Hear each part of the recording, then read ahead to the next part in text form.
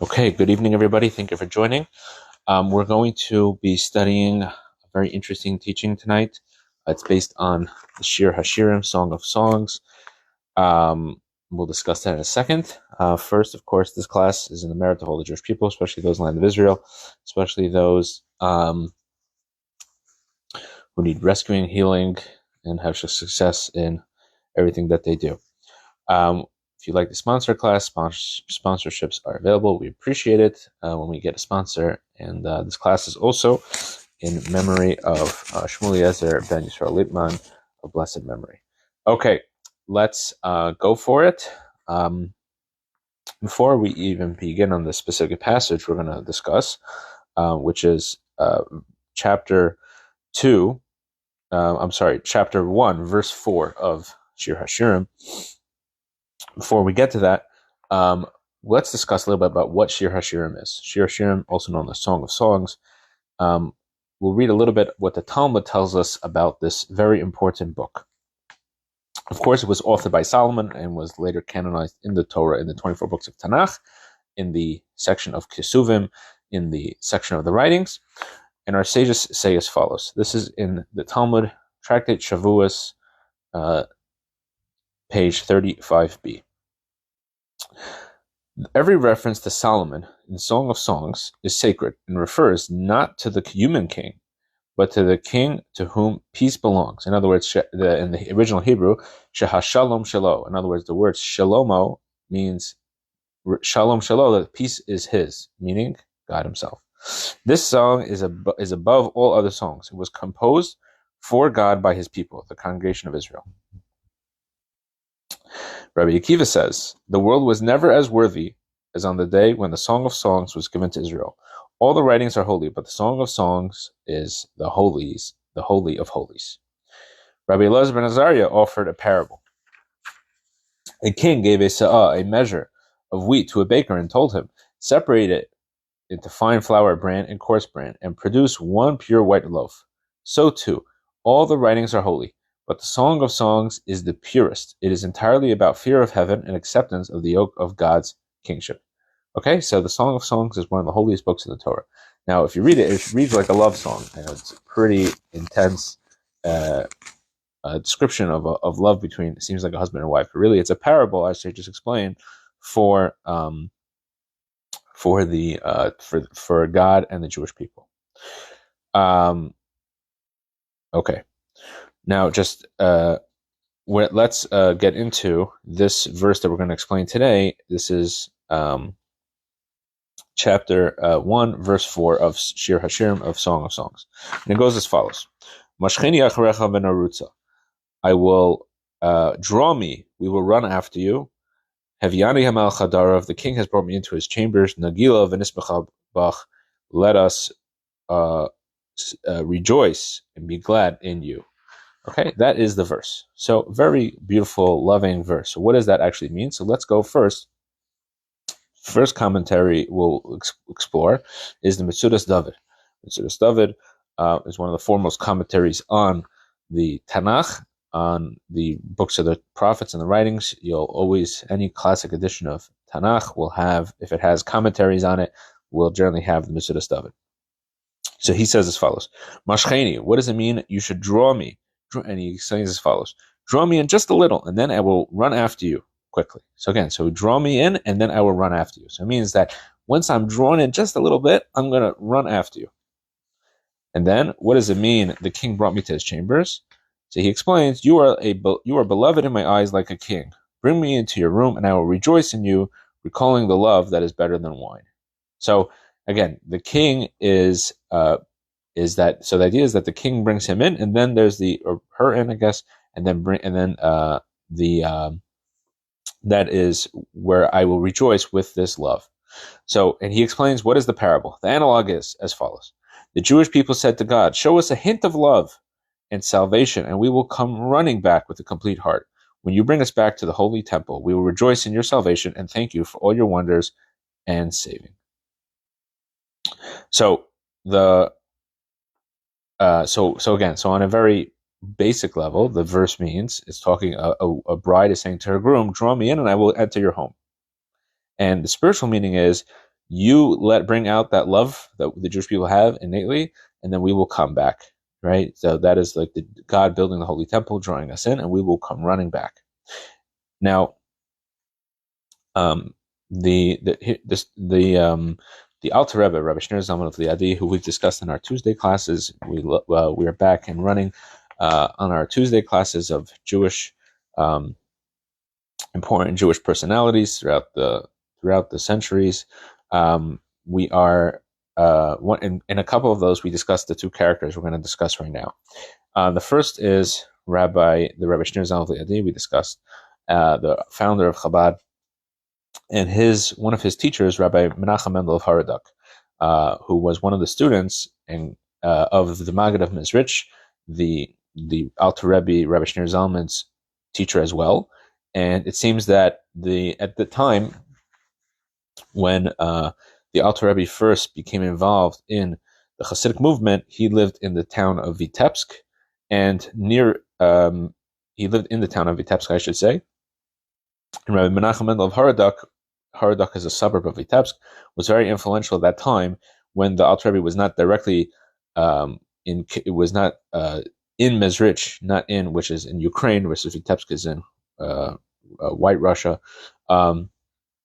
They had this very close relationship, and after the passing of the Maggid of Mezrich, the Alter Rebbe considered Rabbi Menachem Mendel his teacher, and they were very, very close.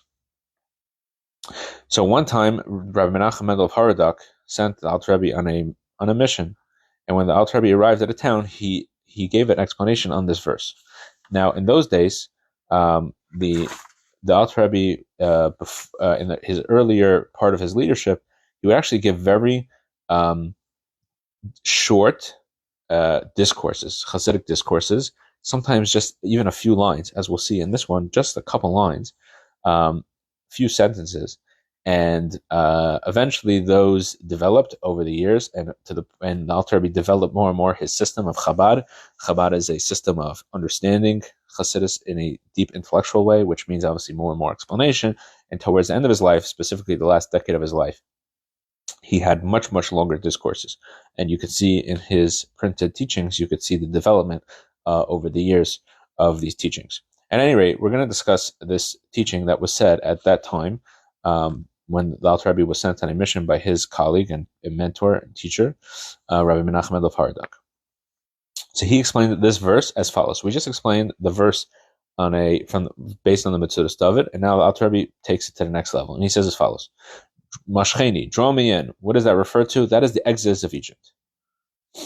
And then he says further, we will run after you. What is this? This refers to the Jewish people's self-sacrifice at the splitting of the sea. And then the king brought me to his chambers. What does that refer to? He said that is referring to the giving of the Torah. God brings us in to the giving of the Torah.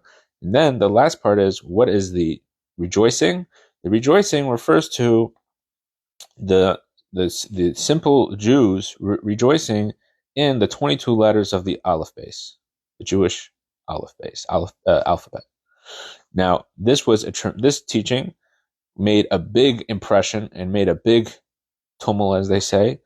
And one of the elder Hasidim, Rabbi Baruch, he used to tell over exactly when the Alter Rebbe would said this, and he would describe it. And apparently, it made a tremendous impression in that area.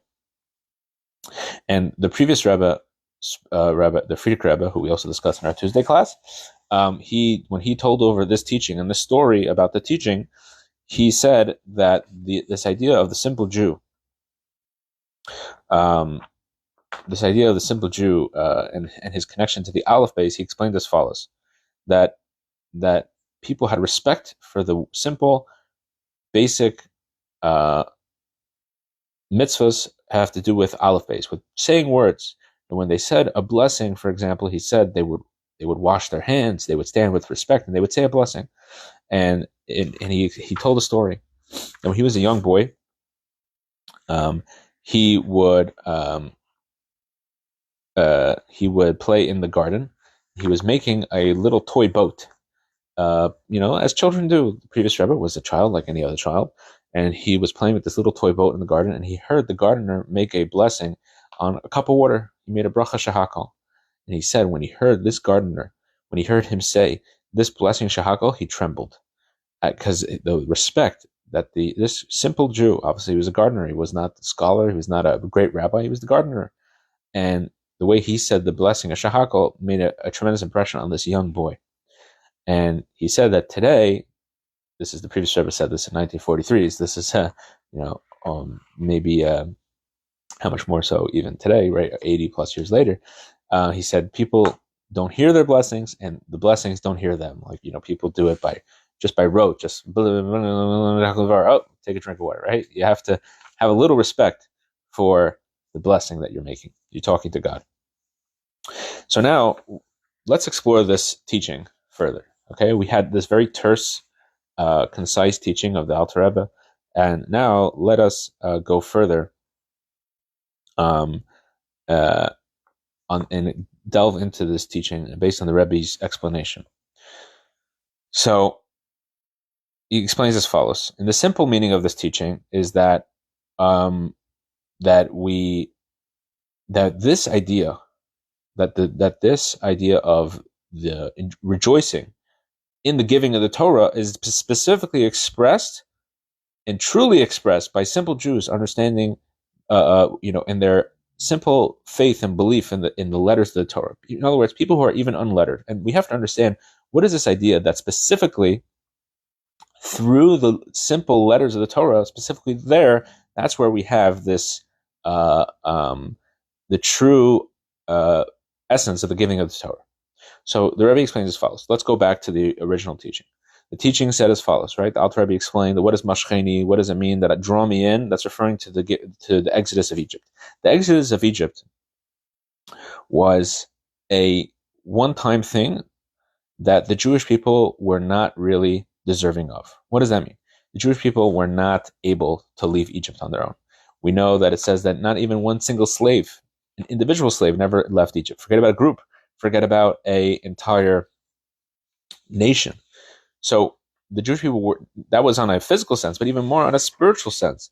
On a spiritual sense, the Jewish people were not really holding by deserving of the Exodus. They were involved in idol worship. They had merits, of course.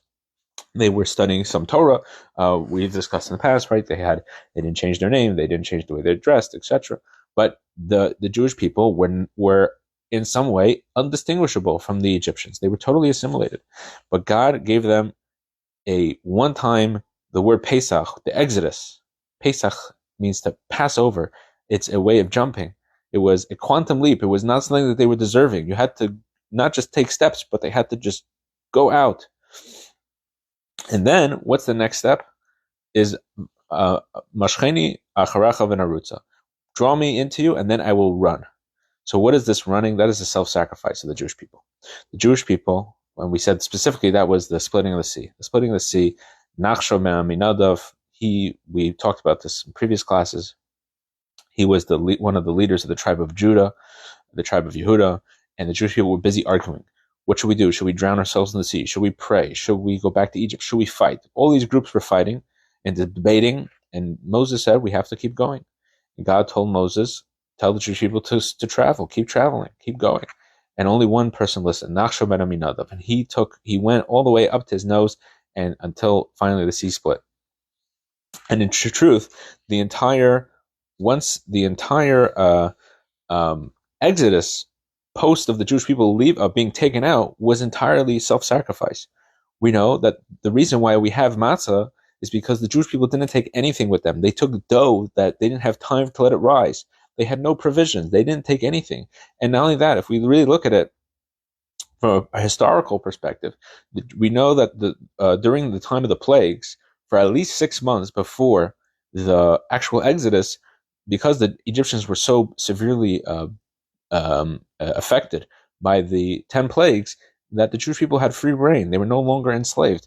And actually, Egypt is kind of a nice place as far as it had tremendous bounty. There was all kinds of wealth and good things that you could live and have a nice life in Egypt. However, the Jewish people left all of that. They left the security and of their homes, of their families, where they had been for 210 years, and they went on a journey where they didn't even have food for more than a day. And of course, we know the Jewish people end up sometimes it seemed like we take it for granted. The Jewish people were complaining, we don't have water, we don't have food. It was serious stuff. It was a serious leap of faith that the Jewish people took. And then because of this leap of faith that the Jewish people took after God kind of pushed them to that point, they got to the giving of Torah.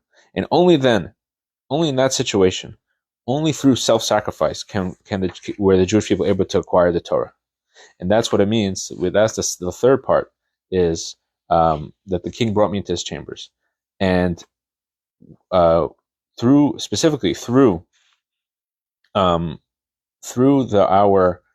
our submitting ourselves to God, through the self-sacrifice that we had, then the Jewish people were able to accept the Torah. And the truth is, that's the way every Jew has to study Torah. We know that one of the important parts of study of Torah is making a blessing on learning Torah, which is our submitting ourselves to God. Even though we're studying Torah, we're going to use our minds. We're going to, make sure we understand on our level. At the same time, we have to make a blessing first. And in fact, on the second temple, one of the reasons the second temple, I think it was the first temple actually, one of the reasons the temple was destroyed was because the Jewish people did not make a blessing on the Torah. They weren't thinking about the godly aspect of Torah. But this is specifically through self-sacrifice, through lowering ourselves, through understanding this is God's will, and through self-sacrifice, through putting ourselves aside, specifically then we could understand the Torah. Now, the last part is if it's interesting that we say when we say this idea of the Torah, this part that we're talking about, the Torah, is the king brought me into his chambers. Now the question is, why would you say the king brought me into his chambers, plural? It should be the king brought me into his chamber. What is this idea of the king bring me into his chambers? Because the Torah, not only does the Torah have to affect person's intellect, obviously, that's where you understand Torah, but the Torah has to affect the entire person. And that is the idea of chambers. It has to affect a person's entire life, from his head to his toes, from his head to his heel. Even the heel is kind of like that, dead skin, not super. If you think of life, you don't think of a heel, but it has to affect every single part of your life. And that is exactly what this idea of that it has to permeate to the point of a simple Jew's understanding of the letters of the Torah. That specifically, when we see that that the Torah affects not just your intellect, not just the scholarly Jews, but when it affects every single Jew and every single part of their being, now we could see, that is how we can see that the Torah was studied and was accepted through self-sacrifice. So specifically through putting ourselves aside, Torah could permeate every single part of our life, not just the scholarly parts, not just the parts of our life that is the intellectual parts of our life, the emotional parts of our life, but every single part of life, including action. And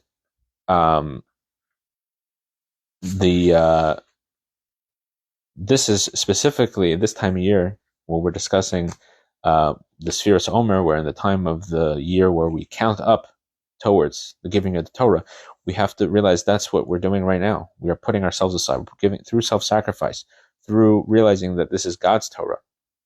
Then we could truly accept the Torah on the holiday of Shavuos. Now, the last part is maybe a bonus. When the Rabbi spoke about this idea and explained this teaching of the Alter Rebbe, this was on Shavuos, and he discussed this idea that we see that specifically through self-sacrifice we could acquire the Torah.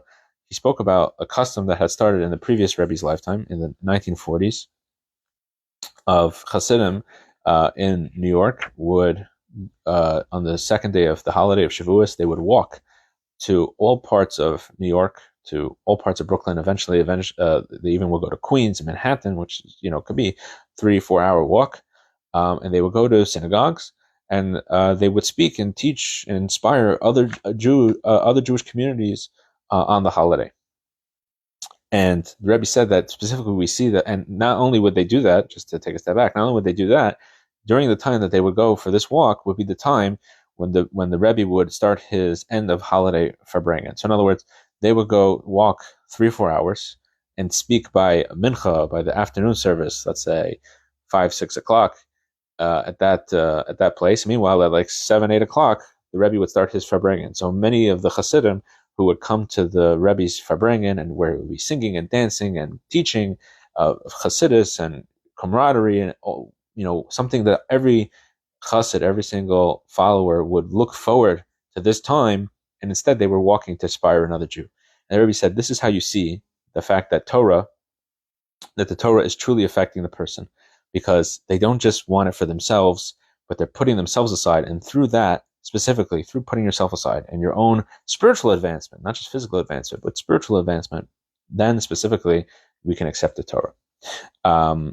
So let's talk a little bit about what the lesson is for us in this teaching. I think that the main thing that we can learn from this teaching is that a lot of times we have spiritual awakenings. We all have spiritual moments in our lives. We have going to synagogue, being with family for a Seder. It could just be a moment, through study, through prayer, whatever it may be, that you have a spiritual awakening. The only way that we can take that to the next level, that after we have that original mashcheni, draw me in, we have to have that arecha narutza, that we will run after you, that we have to take that spiritual awakening that we had, and we have to put it into action. We have to run after it, because many times we see in our own lives, everyone knows this, you have a spiritual awakening, you're like, wow, I feel so like I could do anything. I could study, I could learn, I could daven, and it's all possible. And then the next moment you're like, I can't do this. This is too much. And the question is, what happens? Why does that happen? Because we don't put it into action. And yes, when you take that original spirituality and you put it into action, you're not going to always have that. You're not going to always feel that spiritual idea. But if you put it into action, it becomes real. Now it could actually live on, not through the original spiritual, kind of awakening spiritual moment, but it can actually live on through action. It can live on through whatever that action you're going to take. So it's important that for each and every one of us, as we're getting ready in the coming weeks for the holiday Shavuos and accepting the Torah, we have to take these spiritual awakenings that we have, and we have to turn into concrete action through helping somebody else, through helping ourselves, through studying more, through praying more, where everybody knows where they're a step they could take in the right direction. And through that, these spiritual awakenings will live on. Thank you very much for joining us. Looking forward to seeing you on our Tuesday class, and God willing next week. We should be on schedule, God willing, for the next few weeks. And have a wonderful Shabbos, and we'll see you next time.